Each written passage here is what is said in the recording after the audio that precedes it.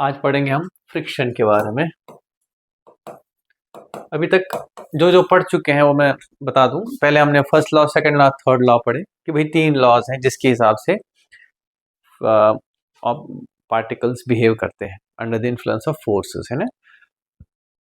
और हमने इससे जुड़ा हुआ सिंगल पार्टिकल का मोमेंटम कैसे सेकंड लॉ में कनेक्ट किया। उसमें हमने देखा अगर फोर्स 0 है तो मोमेंटम कंजर्व्ड है, that's called conservation of momentum. लेकिन उसी को हमने एक्सटेंड किया आफ्टर लर्निंग थर्ड लॉ। हमने उसको एक्सटेंड किया 2 पार्टिकल सिस्टम में, जहां हमने देखा कि अगर 2 इंटरैक्टिंग पार्टिकल है, जो इंटरैक्टिंग फोर्स है जिसको हम कौन सा फोर्स बोलते हैं, इंटरनल फोर्स। क्या बोलते हैं? The internal force is not able to change the momentum of the 2 bodies as a whole. वो अलग अलग जरूर चेंज करेगा, लेकिन अगर दोनों का मोमेंटम एक साथ देखा जाए, बिफोर कोलिजन आफ्टर कोलिजन या before interaction after interaction, momentum will remain same. भले ही वो एक से दूसरे में ट्रांसफर हो, दैट्स फाइन। एक का घटा दूसरे का बढ़ा, that's true, but momentum change नहीं होगा, नेट मोमेंटम टोटल बॉडीज का। That's again conservation of momentum. But यहाँ पे हमें थोड़ा सा एडिशनल आइडिया दिया, बिकॉज हमने न्यूटन्स थर्ड लॉ पढ़ा, हमने इंटरेक्शन का एक प्रिंसिपल पढ़ा कि पार्टिकल्स इंटरेक्ट जब करते हैं तो कैसे मोमेंटम बिहेव करता है। ठीक है कि नहीं? तो ये था फोर्सेस। फिर हमने कुछ फोर्सेस के टाइप्स भी पढ़े थे, जिसमें नॉर्मल फोर्स जो कि कांटेक्ट फोर्स का एक कंपोनेंट था, परपेंडिकुलर कंपोनेंट। सरफेस के परपेंडिकुलर जो कंपोनेंट होता है उसको क्या बोलते हैं? जब भी कांटेक्ट हो दो पार्टिकल्स का या दो सरफेसेस का, तो the surfaces exert forces on each other, that's known as contact force. It can be simply normal force और it can be frictional force. Clear है कि नहीं? यस और no? That is the second part, जो आज हम थोड़ा detail चाहता है वो, इसलिए अलग से करेंगे उसको। कुल मिला के हमें टाइप्स ऑफ फोर्सेस में tension force in the spring में फोर्स होता है, उसके बारे में थोड़ा सा डिटेल पढ़नी है। हालांकि मैंने बताया था F इक्वल टू के एक्स होता है एंड अपोजिट टू माइनस के एक्स, राइट। हाँ, कुछ नहीं, थोड़ा ग्राफ्स वगैरह पढ़ेंगे, उसको वो प्रॉब्लम के थ्रू उसी टाइम पे कराऊंगा मैं। आज हम फ्रिक्शन पढ़ेंगे, नथिंग एल्स। फ्रिक्शन खत्म। कल मैंने एक एडिशनल कॉन्सेप्ट पढ़ाया था, that was free body diagram, right. तो कल ही करा था हमने, फ्री बॉडी डायग्राम भी करा था कल। मोमेंटम, अच्छा परसों क्या था? Free body diagram. कल क्या था? मोमेंटम वगैरह, ठीक है। और इंक्लाइंड प्लेन क्या होता है, पुली का क्या रोल होता है, वगैरह वगैरह, ठीक है कि नहीं। एंड आज हम पढ़ेंगे फ्रिक्शन के बारे में। पहले अपनी इमेजिनेशन को जरा जोर दो। ये मैंने एक बॉक्स रखा है यहाँ पे, इसको मैंने रस्सियों से ऐसे बांध दिया है, लेकिन रस्सियां टाइट नहीं है, ठीक है। अगर आप इसको धक्का दोगे तो क्या होगा? इमेजिन करो, इमेजिन अपने दिमाग में प्ले करो कि क्या होगा। रस्सियां कील कील लगी हुई है, कीलों से रुक जाएगा, और रस्सियों का क्या हाल होगा? हाँ, वो क्या करेंगी? वो रोकेंगे, ठीक है। तुम, हाँ, वो टाइट हो जाएंगी और ऐसे हो जाएगा बेटे सिस्टम।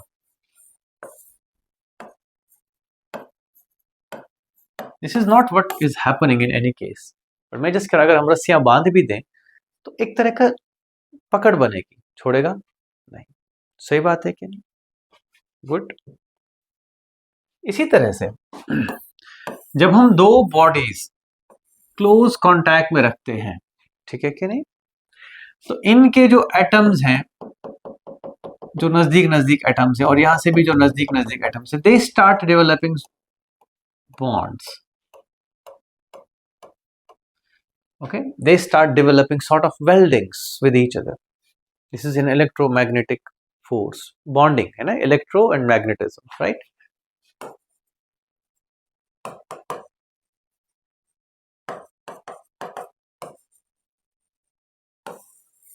अगर आप इसको धक्का दोगे तो ये रोकेंगे, सही बात है कि नहीं? इसीलिए जब भी आप, सपोज आपके सामने कोई बड़ा सा बॉक्स रखा हो, बहुत बड़ा नहीं, आप हिला सकते हो लेकिन थोड़ा सा जोर लगा, जब आप थोड़ा सा धक्का देते हो वो कहीं नहीं जाता है कि जाता है? तुम खुद सोचो ये बात, ठीक है। अगर तुम्हारे सामने एक बड़ा सा बॉक्स, ऐसे ही कंप्यूटर रखा है या कुछ रखा है, इसको अगर आप थोड़ा सा धक्का दोगे कहीं नहीं जाता है, कहीं आप धक्का बढ़ाते जाओगे तो एक टाइम आएगा जब ये शायद चल पड़े। उससे पहले नहीं जा रहा था, सही बात है कि नहीं? हाँ या ना? कि नहीं समझ आ रहा है? बट ठीक है। तो होता क्या है कि जब आप इसको धक्का लगाते हो, ये bonds they act against you, they don't allow you to take away, ठीक है, they resist your push, they don't allow you to gain any movement. समझ गए कि नहीं? अगर ये ध्यान से इधर हो गया स्टार्ट, ध्यान दो इधर, अगर ये पुश आप हटा दो तो ये बॉन्ड्स भी, ये जो रस्सियां भी आराम से रहनी थी। सही बात है कि नहीं? जैसे इमेजिनेशन में वो रोप्स समझो इनको, यानी कि रोप्स नहीं है, दे आर छोटे छोटे बॉन्ड्स। ओके, जनरली ये जो सरफेस, ऊपर की सरफेस है, अगर हम इसको एक माइक्रोस्कोपिक लेवल पे देखें ना, तो इस तरह से अंडुलेशंस होती हैं। ठीक है, अगर हम ज्यादा मैग्नीफाई करें इसको तो आप देख सकते हैं कि यहाँ पे काफी ज्यादा, ऐसा कुछ नहीं है कि स्मूथ होता है। अगर आप ध्यान से अगर दीवार भी देखें ना नजदीक से, इसमें भी आपको ग्रेनी स्ट्रक्चर दिखेगा, इतना स्मूथ नहीं जितना दूर से दिखती है दीवार। सही बात है कि नहीं? व्हाट आई मीन टू से हियर इज कि जब हम इसको धक्का देना बंद करेंगे तो ये भी अपनी तरफ से जोर लगाना बंद करेंगे, ये भी शांत रहेंगे। क्लियर है कि नहीं? जैसे आप धक्का दोगे, यहां से थोड़ा सा भी दोगे, ये बैलेंस करेंगे, रोकेंगे, जाने नहीं देंगे। ठीक है कि they will not allow your push to create any movement. समझ गए मेरी बात की नहीं?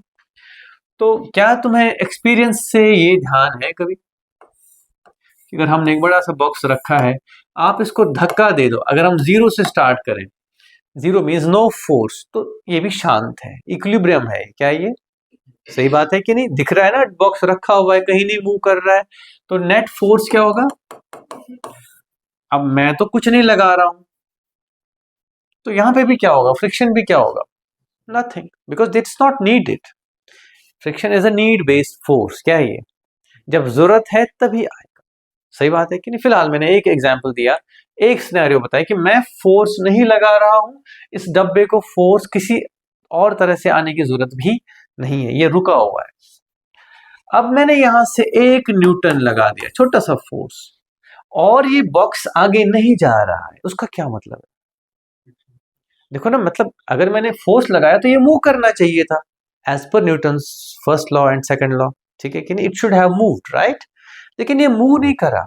दैट मीन्स कहीं ना कहीं एक खुफिया फोर्स है, छुपा हुआ है वो फोर्स, जो हमें डायरेक्टली फील नहीं हो रहा है, समझ नहीं आ रहा है, जो कि बेटा यहाँ पे लगता है, इसी वजह से, इस बॉन्डिंग की वजह से। ठीक है कि नहीं? ऐसा लग रहा है कि छोटे छोटे छोटे छोटे तिनके जुड़े हुए हैं, इसके छोटे छोटे धागों से बांध दिए। They are not threads. Okay, is that clear? They are bonds. Fine. लेकिन आपने 1 न्यूटन लिया तो इन्होंने भी मिला के कितना फोर्स वापस लगाया होगा इस ब्लॉक पे? 1 न्यूटन, बिकॉज इस ब्लॉक को मोशन हासिल नहीं हुई। The block stayed in equilibrium. Clear है कि the block stayed in equilibrium? समझ गए मेरी बात की नहीं? आप 2 न्यूटन लगा दो, बॉडी मूव नहीं हो रही, तो फ्रिक्शन कितनी होगी? 2 न्यूटन अपोजिट डायरेक्शन में। ये किसने बताया आपको? Newton first law and second law ने। फर्स्ट लॉ ने कहा आपको कि क्योंकि बॉडी अभी भी मूव नहीं कर रही है, नेट फोर्स 0 होना चाहिए। दैट मीन्स अगर आप यहां से 2 न्यूटन लगा भी रहे हो तो कहीं ना कहीं से 2 न्यूटन उल्टी डायरेक्शन में भी लगता है। सही बात है कि नहीं? तो कुल मिला के इस एक्सपेरिमेंट के चलते I would like to draw a plot. ये है मेरा अप्लाइड फोर्स और ये है फ्रिक्शनल फोर्स, छोटे एफ से डिनोट करते हैं इसको। ठीक है, जब मैंने 0 न्यूटन लगाया था फोर्स, तो फ्रिक्शन भी कितना था? 0। जब मैंने 1 न्यूटन लगाया तो फ्रिक्शन भी कितना? बॉडी क्या करेगी? कुछ भी नहीं। जब फ्रिक्शन 2 करा मैंने, सॉरी फोर्स 2 किया तो फ्रिक्शन भी 2 हो गया। फोर्स को 3 कर दिया, फ्रिक्शन भी 3 कर दिया, एंड बीच में भी बढ़ाता गया। I am just noting some points. ठीक है कि नहीं? तो ऐसे करते करते लेट्स से हम, मैंने बीच में छोड़ दिए कुछ कुछ, है ना? लेट्स से ये है 10 न्यूटन, और तब फ्रिक्शन भी कितनी है? 10 न्यूटन। कुछ नहीं मूव कर रहा है। Do you understand this? This is that zone जब आप बॉडी को धक्का तो दे रहे हो लेकिन वो मूव नहीं करती। अगर आपको शौक हो, आज एक काम करना, सामने कहीं कार वार खड़ी हो ना, उसको धक्का लेने लग जाना, हिलेगी वो नहीं। तो फ्रिक्शन कितनी होगी जब आप उसको पुश कर रहे होगे? उतनी ही जितनी आप पुश कर रहे हो उसको। क्लियर है कि नहीं? Because the body is at rest, you have not been able to change its state of existence, that is the rest. इसका जीरो मोमेंटम, जीरो। क्लियर है कि नहीं? कि नहीं आई बात समझ? पक्का? ओके। तो मेरा बच्चा, मैं ये कह रहा हूं कि ये वो फेज है जहां आप अगर धक्का दे रहे हो तो वहां से फ्रिक्शन भी उतना ही जनरेट हो रहा है। आप छोड़ रहे हो, वो भी कह रहा है ठीक है, कोई दिक्कत नहीं। आप और बढ़ा रहे हो, वो और धक्का दे रहे हो। फॉर एग्जाम्पल इसके केस में 10 न्यूटन जब मैंने फोर्स लगाया था तो 10 न्यूटन फोर्स वहां से भी लग रहा है, I was not able to achieve any outcome. जैसे ही मैंने 10 न्यूटन से ज्यादा किया तो बॉडी चलने लगती है। दैट मीन्स हुआ क्या कि फ्रिक्शन 10 न्यूटन अब 11 न्यूटन नहीं, सपोज मैंने किया 11, मैंने फोर्स लगाया लेकिन फ्रिक्शन 11 न्यूटन नहीं है, तभी तो बॉडी मूव करने लग गई। Now there is an unbalanced force. Clear है कि नहीं? 9th क्लास में पढ़ते हैं हम balanced and unbalanced force. Balance force means when they are acting in opposite direction and equal in magnitude. Unbalance हो गया, दैट मींस जहां फ्रिक्शन इसको रोक रही थी आपके पुश के अगेंस्ट, ठीक है कि नहीं, अब ये फ्रिक्शन सफिशिएंट नहीं है जितना आपने फोर्स लगाया है, तभी तो कोई चीज खिसकती है। खुद सोचो, देखो आपको ये डे टू डे लाइफ से पता है, यू जज it from your day to day life. अगर आपके पास एक डब्बा है और उसको मूव करना है, मैंने कहा बच्चों ये उधर को घसीटना है इसको, तुम जोर लगाओगे यार सर हिल नहीं रहा है, फिर क्या करोगे? तुम या तो ज्यादा जोर लगाओ, तब भी नहीं हुआ तो यार सर एक और बच्चे को भेज दो। सही बात है कि you know this, I don't have to tell you what friction is, you know it from your day to day life. समझ गए मेरी बात की? है ना? तो आप क्या करोगे, आप बोलोगे सर एक और बच्चा ले आओ, मतलब उससे क्या होगा, ये बढ़ता रहेगा और एक टाइम ऐसा आएगा कि ये जितना भी कर सकता था मैक्सिमम रेजिस्ट, ये उतना करके अटक जाता है वहां से। क्या करता है, उस पॉइंट से ज्यादा फ्रिक्शन जनरेट नहीं कर पाता है और आप गाड़ी को या बॉक्स को आगे धकेल पाते हैं। That is a very important point और खास देखा गया है इसके बाद फ्रिक्शन जितना था उतना ही रहेगा। आप फोर्स बढ़ाते जाओ लेकिन फ्रिक्शन फिक्स हो जाएगा 10 न्यूटन पे। क्लियर है कि नहीं है? तो अब अगर ऐसे में बोलूं, देखो 0 पे फ्रिक्शन 0, 5 पे फ्रिक्शन 5, 10 पे फ्रिक्शन 10, 11 पे फ्रिक्शन 10, 12 पे भी 10, 13 मैंने अप्लाई किया लेकिन फ्रिक्शन कितना, फ्रिक्शन बढ़ नहीं पा रहा है, ना ही घटेगा, ये भी ध्यान रखना, कंसिडरेबली घटता नहीं है। ठीक है क्या? समझ के मेरी बात? टफ तो नहीं लगा? फ्रिक्शन की नेचर आप देख रहे हो कैसी है, it is a sort of need based this force, and it generates only when you disturb a body resting on a surface or when there is a need. Fine. खास बात यह है कि फ्रिक्शन उधर को ही लगती है कि अगर कोई मोशन रिलेटिव स्लिपिंग, क्या बोलते हैं इसको, okay, it acts against possible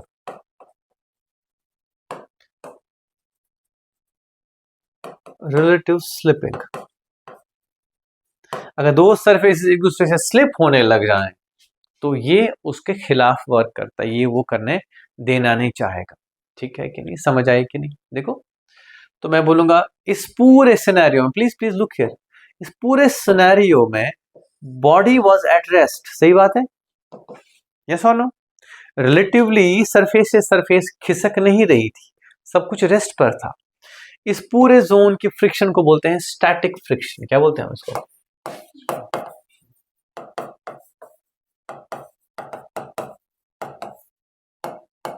ठीक है, please and please, I hope आपको ये याद रहे चीजें, आई होप बेटे आप लोग सही से पकड़े और हर चीज को पूरा का पूरा इज्जत दे के, है ना? ऐसा नहीं कि भाई स्टैटिक फ्रिक्शन ऐसा ही है।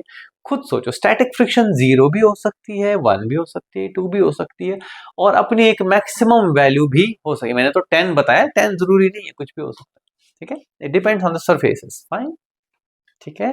तो मैं ये कह रहा हूं कि स्टैटिक फ्रिक्शन नीड बेस्ड है, जितना आप धकेलोगे, जितना जरूरत होगी उतना लगेगा ही लगेगा, subject to the maximum of a certain value. ठीक है कि नहीं? यानी कि इस वैल्यू से आगे और बेचारा ये बढ़ नहीं पाता है।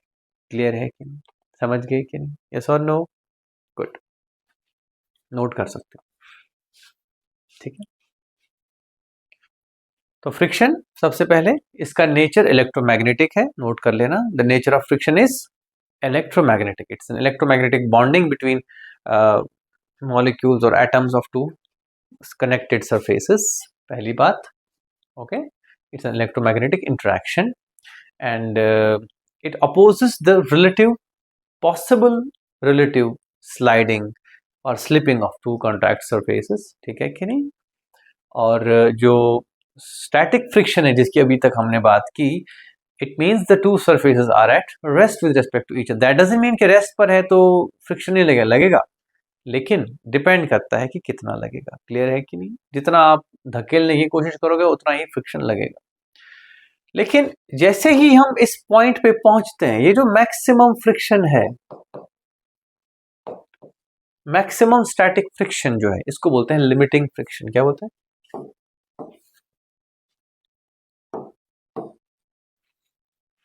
जो मैंने ये बात कही ना कि भाई जो मैक्सिमम वैल्यू अटेन करेगा उसको बोलते हैं लिमिटिंग फ्रिक्शन। ठीक है बच्चों, limiting friction is the maximum value of F static. सही बात है कि नहीं?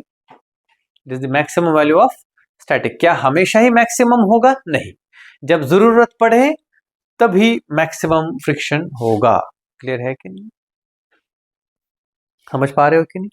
It is a need based force. अगर आप कुछ नहीं कर रहे हो तो ये भी नहीं लग रहा है। अगर इसको मजबूरी नहीं है, पॉसिबल स्लिपिंग नहीं हो रही है, या कोई जरूरी नहीं है कि स्लिप होने के चांसेस बिल्कुल भी नहीं है, इट विल नॉट एक्ट। ठीक है कि नहीं? हाँ, कॉन्टैक्ट हमेशा जरूरी है। ठीक है कि नहीं? यस और no? Okay.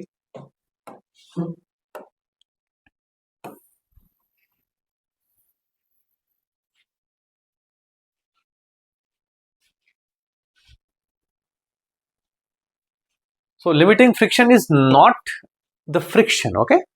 It is that value which a friction can achieve, that maximum value. ठीक है, याद रखना, it is not the friction but the maximum value f can achieve. ये ध्यान रखना है ना। कई बच्चे ना मतलब फिर दीवाने ही हो जाते हैं इसके, इसी को मानने लग जाते हैं बस यही है। It's just a value. Friction is this static friction. सही बात है कि? लेकिन जैसे ही स्लिपिंग स्टार्ट होती है उसके बाद देखा गया है कि फ्रिक्शन इतनी ही रह जाती है या थोड़ी सी इस वैल्यू से कम आ जाती है। अक्सर केसेस में आपको बोला जाएगा कि लिमिटिंग फ्रिक्शन ही रहेगी।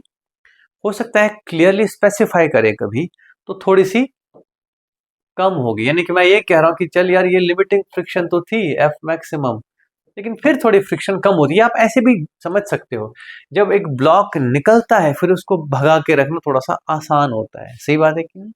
अक्सर ऐसा होता है कि आप जब ऐसे सिचुएशंस में हो तो आप चाहोगे नहीं बीच में कोई ब्रेक करे आपका मोमेंटम। सही बात है कि अगर आप बड़ी मुश्किल से बॉक्स धकेल रहे हो, दूर हटो जगह तो है ना, क्यों? बिकॉज यू नो इसको बड़ी मुश्किल से एग्जैक्टली इस मैक्सिमम को हमने, बिकॉज उसके बाद थोड़ी राहत मिलती है, जनरली ये नेचर की बात है। ठीक है कि नहीं?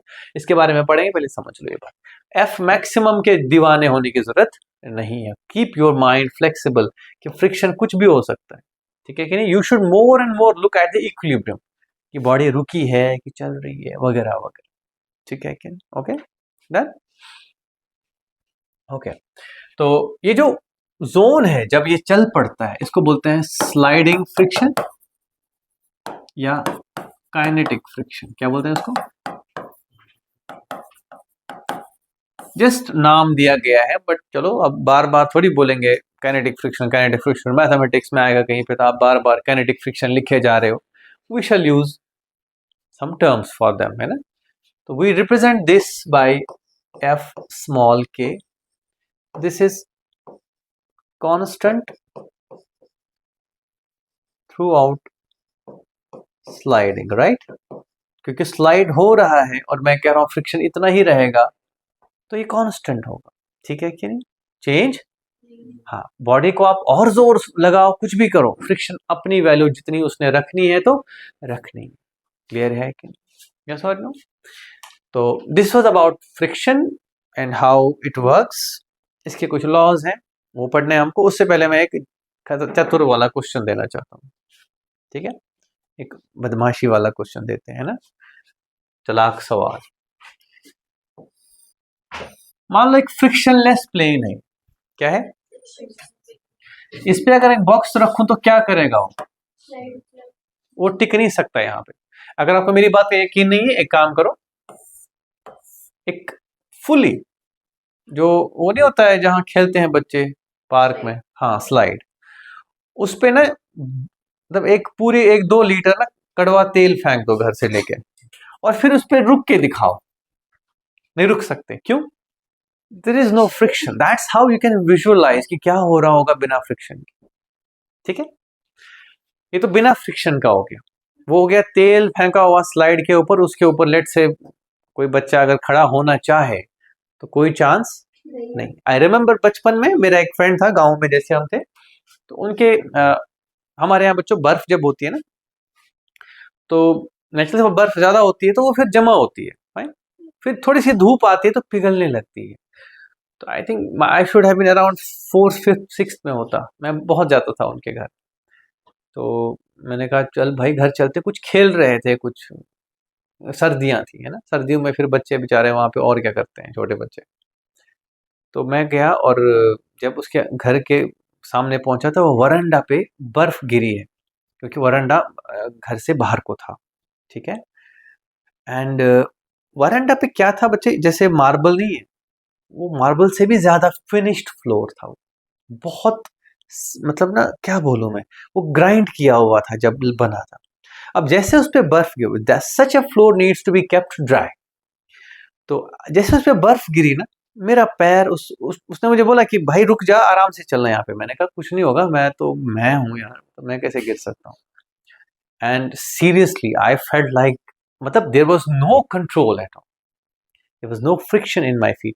मेरा पैर जिस बर्फ के पीस पे पड़ा ना, 2-3 मतलब बर्फ की एक लेयर सी थी, वो लेयर में ऐसे जा रहा हूँ ऐसे जा रहा हूँ, मतलब I could not have anything. वो हंस हंस के ढेर हो गया, कहता मैंने कहा था ना तेरे को क्या हाल होगा। That is frictionlessness. So you can not even imagine it unless and until you experience it, fine. तो अगर कई बार आपके यहाँ पे दिखना, अगर मार्बल फ्लोर है कहीं पे, इस पे पानी गिरा हो, ठीक है, और गलती से उस पे पैर पड़ जाए, तो मामला गंभीर हो सकता है। सही बात है कि नहीं? Anyway, so that is something for your imagination. तो अगर ये फ्रिक्शनलेस फ्लोर है, ये बॉडी सीधे नीचे आनी थी, ठीक है, लेकिन इस पे फोर्सेस क्या क्या लग रहे होंगे? एक तो mg और एक n, n मत भूलना, फ्रिक्शन नहीं, नॉर्मल फोर्स है ना।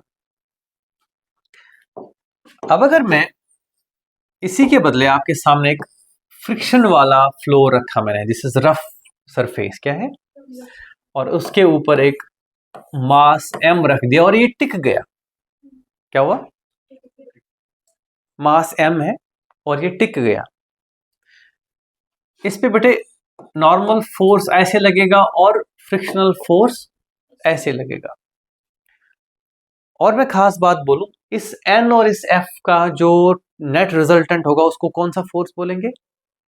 Contact force. याद रखना, टोटल कांटेक्ट फोर्स में n भी होगा और मैं आपसे कह रहा हूं what is the total contact force acting on this block?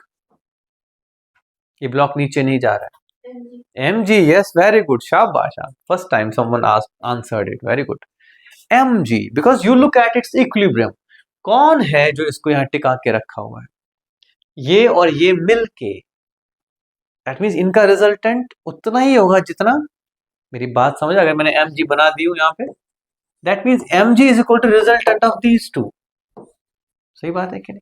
अक्सर बच्चे क्या करेंगे, n निकालने लग जाएंगे, f निकालने लग जाएंगे और परेशान हो जाएंगे, मैंने टोटल कांटेक्ट फोर्स मांगा।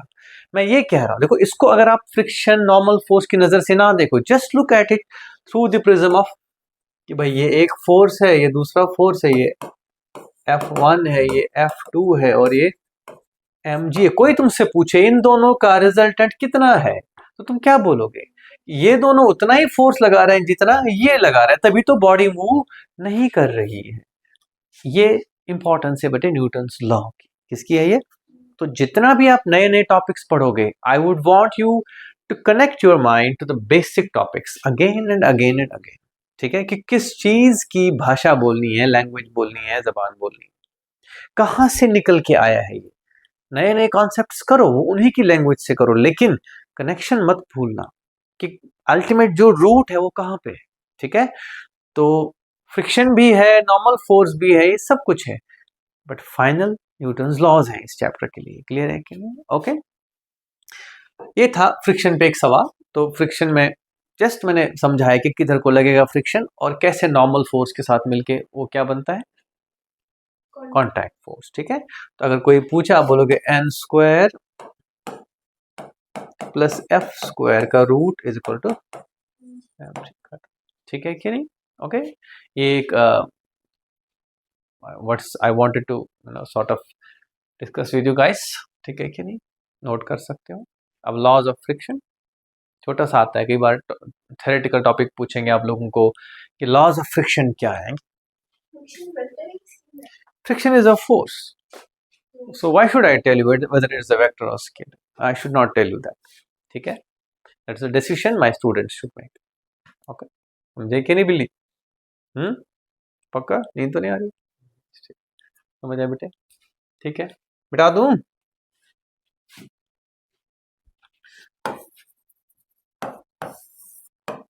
सच को ना मैं बड़ा वो हो जाता हूँ इस टॉपिक से, कई बार लगता है मुझे यार बच्चों को बेचारों को एक और टॉपिक दे दिया, लॉज ऑफ फ्रिक्शन। ठीक है, it's some important details about how you can quantify friction. Okay,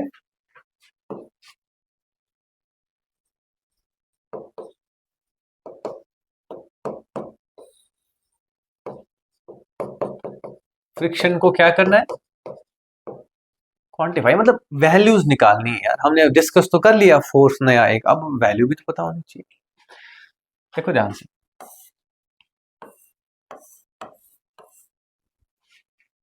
अभी इसको मैं धक्का नहीं दे रहा हूं तो फ्रिक्शन कितना है, 0। ठीक है, तो फ्रिक्शन फ्रिक्शन है, लेकिन what is important is F maximum कितना होगा, ये इंपॉर्टेंट है। This is something you can quantify. वो फ्रिक्शन तो कुछ भी हो सकता है, लेकिन मैक्सिमम कितना वैल्यू लेगा ये फ्रिक्शन, वो अगर मैं कोई बोले तो लिमिटिंग फ्रिक्शन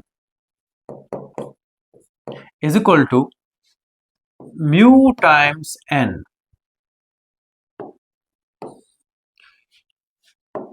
इसको बोलते हैं कोफिशिएंट ऑफ फ्रिक्शन।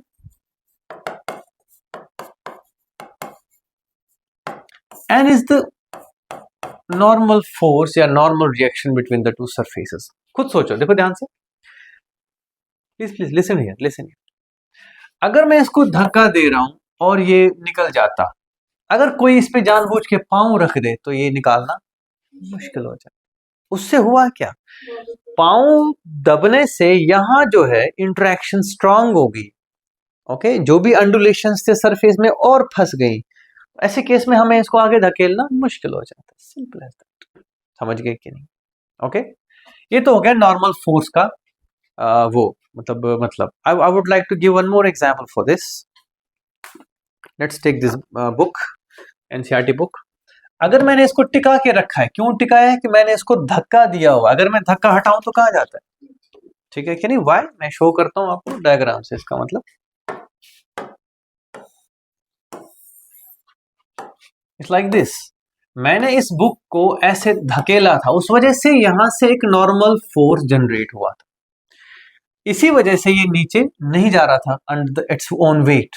ठीक है, होता है ना ऐसे, आप करतब भी कर सकते हो, मतलब ना एकदम स्टंट कर सकते हो, वॉल के साथ बुक चिपका के ऐसे करोगे फिर ऐसे करोगे, है ना, करना ट्राई करने, इसमें क्या है। ओके, लेकिन ध्यान रखना, जैसे मैं ये फोर्स हटाऊंगा तो ये भी खत्म हो जाएगा, और ये कहां जाता है। So that's the whole idea is कि इस सरफेस पे नॉर्मल फोर्स होना चाहिए। खास थोड़ी सी हमारी सोच के उल्टी जो बात है वो ये है कि the friction maximum value does not depend on area, area of contact, है ना। बच्चों के दिमाग में सवाल होता है, लेकिन बताता हूं मैं उसका क्या मतलब। तो कॉन्टैक्ट के बीच में कितना प्रेशर है आपस में, उनके बीच में कितना नॉर्मल रिएक्शन है, नॉर्मल फोर्स है, कितना दबाव है, जितना ज्यादा होगा उतना फ्रिक्शन की मैक्सिमम वैल्यू ज्यादा होगी। मैं नहीं कहता उतना फ्रिक्शन ज्यादा होगा मेरे बच्चों, please listen to this again, there is one more point here, one more nuance. अभी फ्रिक्शन क्या है, अगर मैं इस पे बहुत सारा वजन दबा के रखूं, फ्रिक्शन क्या रहेगी? Zero. That's the point what I want to make, है ना, सॉरी, कि we are not talking about friction, we are talking about maximum friction, कि कहां जा सकता है। That's the key here. ठीक है कि नहीं? समझ गए मेरे बच्चे? ठीक है कि नहीं? दिस इज म्यू, MU, है ना, म्यू करके इसको स्पेल करते हैं। It is coefficient of friction. इतना समझ लो कि जितना ज्यादा रफ सरफेस होगा उतना कोफिशिएंट ज्यादा होगा। क्लियर है कि नहीं? जितना भी ज्यादा रफ सरफेस होगा उतना ही कोफिशिएंट ज्यादा होगा। ठीक है? तो जैसे रबर और टायर के लिए, रबर टायर एंड सरफेस के लिए कौन सी सरफेस होती है? ये रोड, है ना। इसके लिए ज्यादा होगा mu then let's say road and steel के लिए।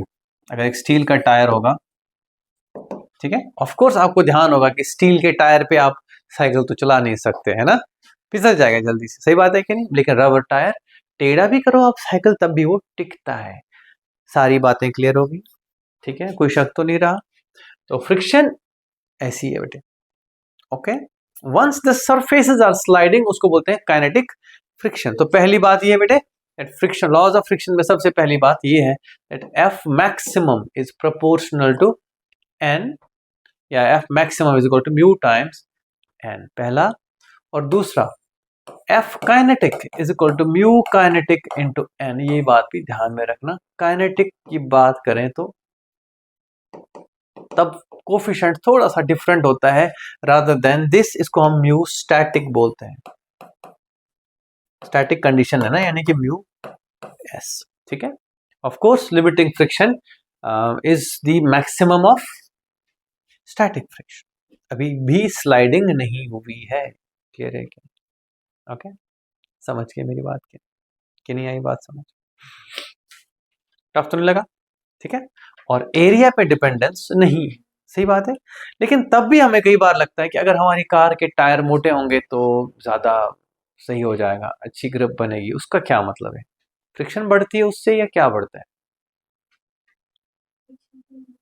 फ्रिक्शन नहीं बढ़ेगी, लेकिन बढ़ता कुछ और है, प्रोबेबिलिटी ऑफ गुड कॉन्टैक्ट। समझ रहे हो मेरी बात की नहीं? द चांसेस ऑफ फेलियर्स कम होते हैं। हो सकता है कई बार कोई तेल आए बीच में या कोई स्मूथर सरफेस आए जहां से कांटेक्ट ढंग से ना बने, तो हमारा टायर कहीं वो जो बहुत सारे बॉन्ड्स दो सरफेस के बीच में बन रहे थे, ऐसा ना हो कि वो बॉन्ड्स बन ही ना पाए बिकॉज सरफेस ही नहीं है। सही बात है कि? Got it?